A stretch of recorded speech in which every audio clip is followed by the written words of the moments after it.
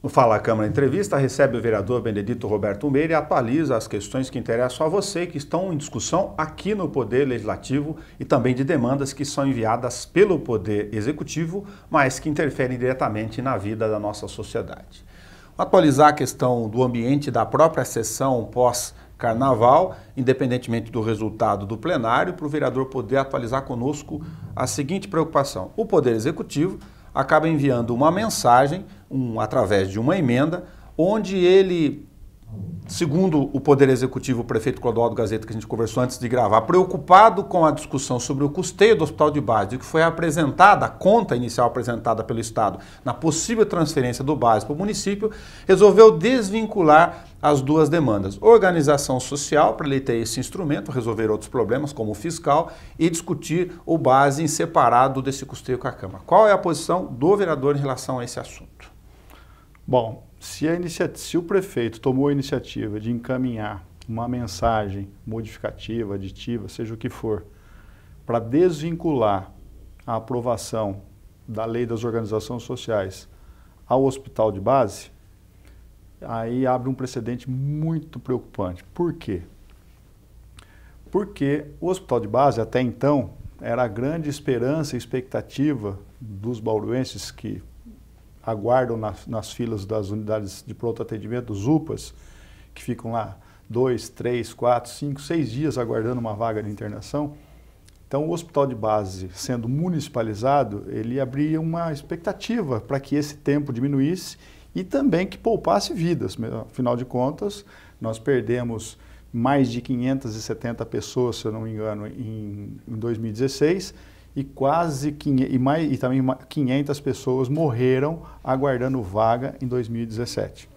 Então veja só que são vidas que estão em jogo, que nós tínhamos uma esperança, uma expectativa que com a assinatura, com a aprovação das organizações sociais e a assunção da prefeitura do Base, né, isso poderia diminuir, obviamente, minimizar essa número de pessoas mortas aguardando em espera. Agora, o que eu entendo é que o governo do estado, na verdade, quando ele aceitou essa possibilidade da prefeitura assumir o Base e imediatamente ele já começou a dar início às obras necessárias para concretizar e iniciar as operações no Hospital Clínicas, que vai estar vinculada ao Centrinho e à nova Universidade, né, de Medicina, custeada pelo governo do estado, o governo do estado pegou e falou, opa, vamos passar essa bomba, entre aspas, né, para o município, e aí para que o município pudesse assumir essa responsabilidade, bastava tão somente a aprovação da UES,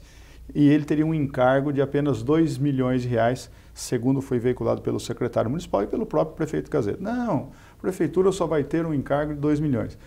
Então isso que ele está apresentando agora e essa preocupação, isso é decorrente ao que consta da reunião, né, dos membros da prefeitura municipal com os representantes do estado, que falaram, ó, pera um pouquinho só, aquela primeira conversa que nós tivemos lá atrás não é bem assim. É exatamente essa reunião técnica. Essa reunião técnica, olha, não é bem assim, o custo é diferente. Por que é diferente? Ah, não é os 8 milhões e meio, só 2 milhões da prefeitura, 2 milhões e meio da União e 4 do estado?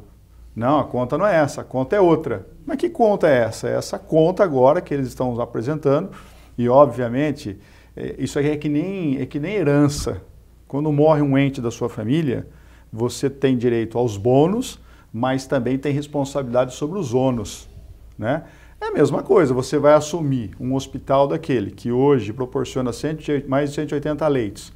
Você vai assumir não simplesmente o hospital do dia para a noite sem qualquer responsabilidade, né, que tenha decorrente do hospital, ou seja, os encargos que ficaram aí, o passivo do hospital. Que é grande. Que é grande. Então eles querem que a prefeitura, que já não tem dinheiro, já não tem recursos, né, orçamentário para isso, assuma o passivo do Base e também assuma ele por completo.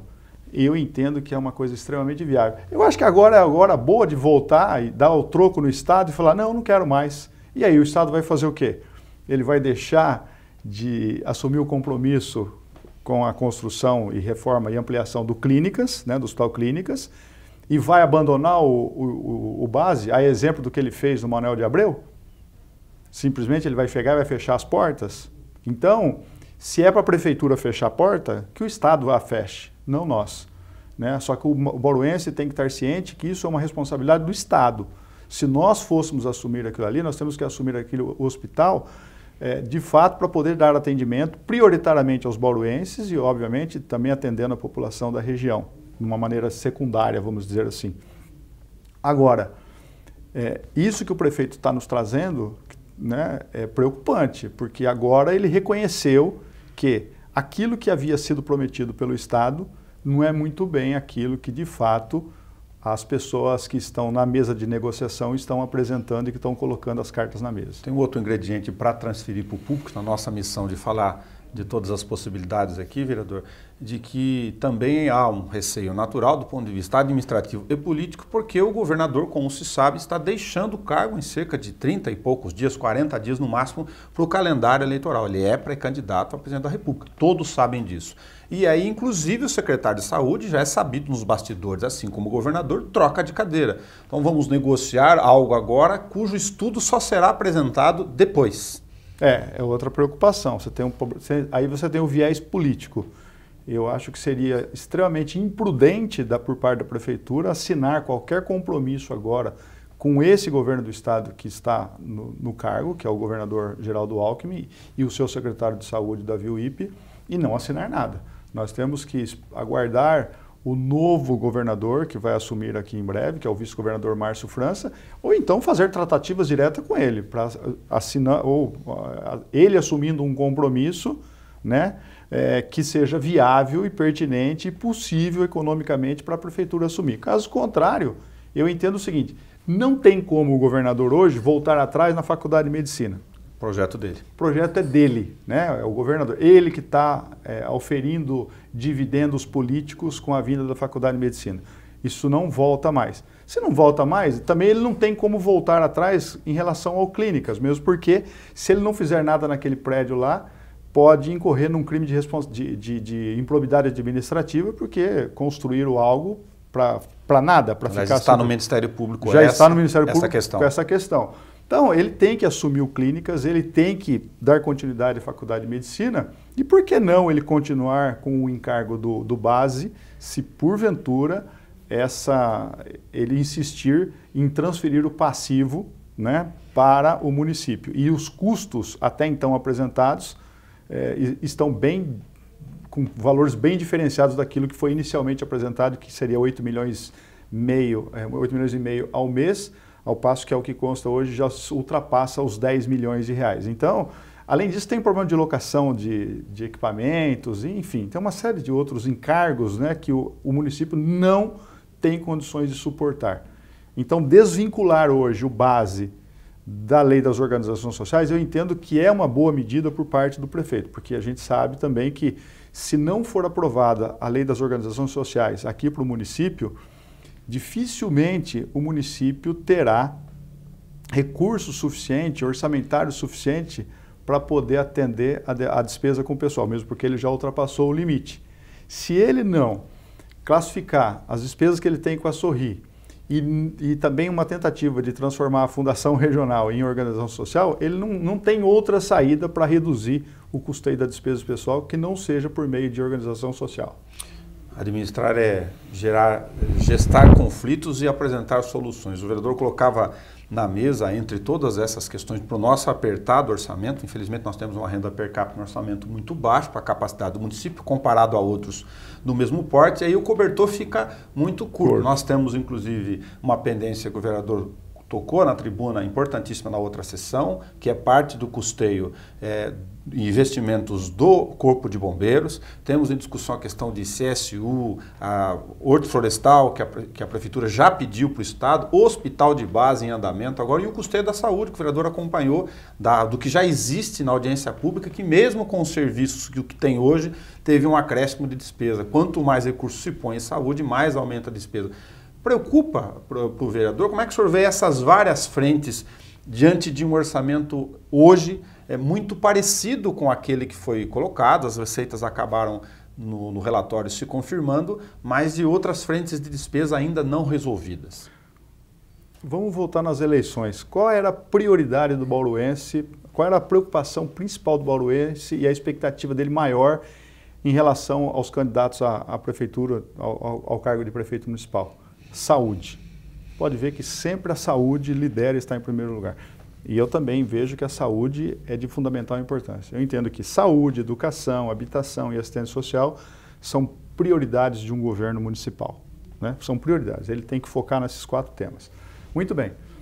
A saúde, hoje nós temos uma falta de funcionários na ordem de 600 funcionários. Não tem possibilidade e capacidade para contratar ninguém, mesmo porque já ultrapassou o limite prudencial da Lei de Responsabilidade Fiscal.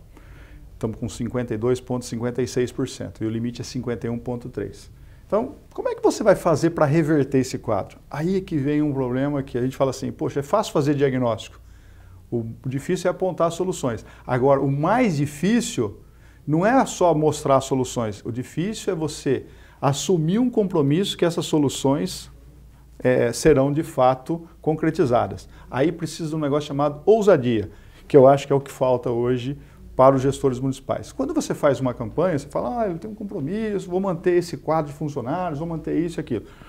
O que eu vejo hoje é o seguinte, o governo municipal ainda tem alternativas hoje para diminuir o seu custo com despesa de pessoal e outra coisa que eu vou mostrar aqui, o que é viável.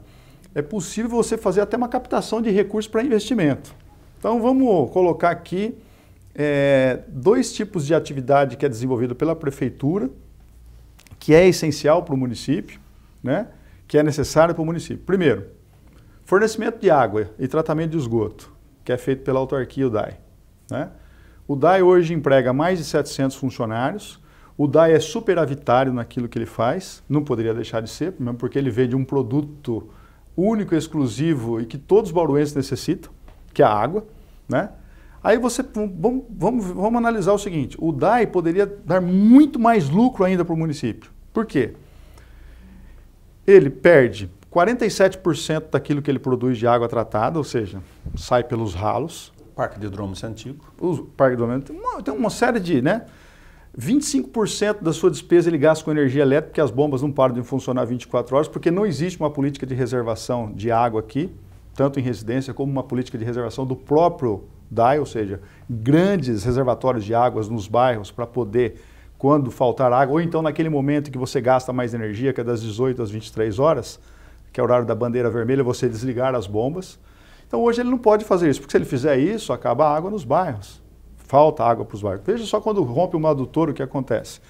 Você tem, por exemplo, outra despesa absurda do DAI. O DAI ele faz o mesmo serviço no mesmo local 2 a 3 vezes, porque o serviço não é bem feito. Resserviço. Então tudo isso é custo. Então hoje, economicamente, o DAI é viável para o município? É interessante manter o DAI? Manter esse quadro de funcionário, essa despesa, tudo mais? Eu entendo que não. Se o DAI hoje for feito entregue por meio de uma concessão de 20 anos, 25 anos, você poderia exigir dessa empresa que assumisse a responsabilidade pelo tratamento de água e pelo tratamento de esgoto, uma contrapartida, uma outorga, ou seja, se hoje nós temos um faturamento de 145 milhões, você pede 3 vezes o valor da outorga.